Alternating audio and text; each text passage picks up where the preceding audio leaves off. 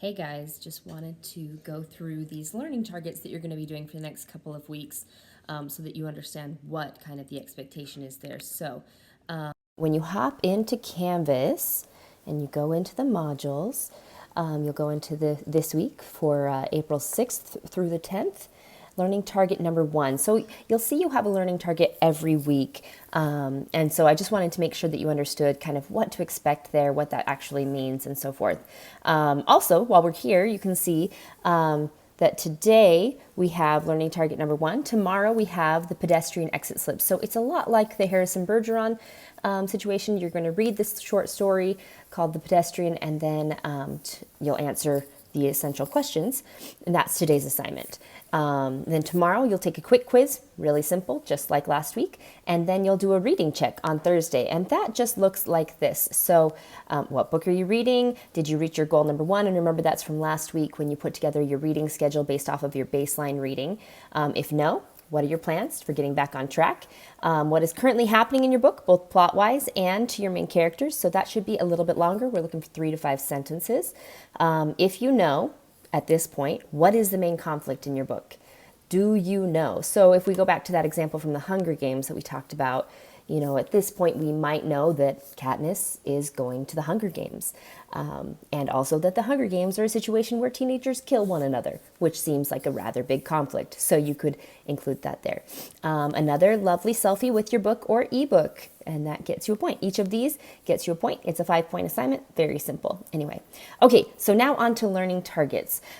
Each week you will have a different learning target, and every week you'll have a choice. One of them's more of a creative choice, and one of them's a written choice. So this week we're looking at citing strong textual evidence to support your analysis of literary text. So these both are asking you to do that, but in 2 different ways. So the first one is learning target 1, character scenario. Obviously, you're going to throw these into Canvas.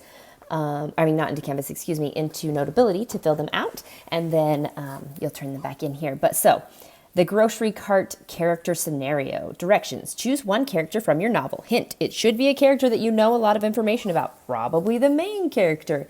Based on what you know about your character, place your character into the scenario and complete the work as instructed. Be creative, give lots of details, be as specific as you can. So, shopping at the grocery store. To get started, consider what would be in your character's grocery cart. And it says chart. It means cart. I apologize for that. Now, this is actually really interesting because I think a lot of years my students have a really hard time envisioning that these characters might be in a situation of turmoil and that they might not be able to get a hold of all the things that they would normally get a hold of, or, depending on their situation. So if we think about, Katniss Everdeen in the Hunger Games, she's going to the Hunger Games. So she does not need bread, soup, a bunch of these things. She might need beef jerky, nuts, those simple proteins, things that she can carry in her backpack that she could take, thinking about those kinds of things. But I think that because of the situation we're in right now, you guys might be able to think a little bit more like your characters. We're in a time of some scarcity, just depending. They've had to limit the number of paper goods people can have and things like that because of the situation. So I think you should be able to relate at least a little bit. So get imaginative based on your character. Then you're going to fill in the chart. So that's the next step. If you choose to do this scenario, you may handwrite in the chart, or you can do it on the back of the paper. So, you could get it into, not Google Apps, into Notability and type it in. So as we continue, though, through this page, you can see some examples here, so why would they buy these things? A potato and so forth. That's just an example. You only have to do 5, okay? So 1, 2, 3, 4, 5. You can see there's 5 examples there. So you don't have to fill in every single one, but you can choose. So 5 items, that's what you're going to choose here. And then this is the part where you're going to need to be more specific, and you need specific evidence from the text. It doesn't have to be the exact words, but it does need to be specific. So you will need to make sure that you include at the end that parenthetical citation, right, with your author's last name and the page number. So you don't need to make sure you include that in there as well. And again, you only have to do 5 of these. So it should be pretty simple. Now, if we go back to the assignment and you decide, you know what, that one's not actually for me, then you'll do the 6-word memoir. Now, let me give you a word of caution. A lot of students forget a very important part of this. So as we come in, it says, can you tell a story in 6 words? Ernest Hemingway did. He wrote, for sale, baby shoes, never worn. Here, he communicated so much by saying so little. It is clear that a family was expecting a baby, but did not end up with one. These 6 words communicate so much sadness. So below are some more examples. Think about what they're really telling you about the speaker. Bachelor party, YouTube video, wedding canceled. Daniel Little, learned more from poverty than wealth. Once in love, now in tears.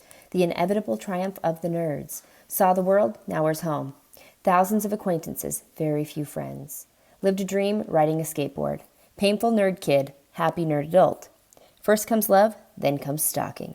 Okay, so those are all just examples. Now, we have the directions. So it says, now it's your turn to write a 6-word memoir for each of the characters indicated below and to justify your choice of memoir. So you're going to fill in your book title, the chapter you finished at this point, the name of your novel's protagonist, and if you need to remember a protagonist, that is just, we need to make this a little smaller. That is just your main, that got real small, character. Okay. The name of the second most major character in your novel. So then you're going to write a 6-word memoir for your protagonist. So for that main character, at this point in the text, write a memoir from the perspective of your main character. Speak as if you are him or her. Then you're going to do a memoir from the perspective of the second most major character and write one for them as if you are them. So you're going to have to do that, where you're kind of in the zone there. But this is really interesting. You need to also, so that you don't forget, justify your choice of memoir. So tell me why. Why did you pick that? So you won't just write the 6-word memoir in the space below, in this space here. You will also, you know what, this would have been a better idea. So you're going to write your 6 words and a small paragraph,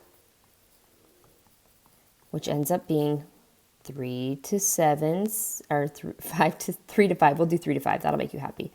Sentences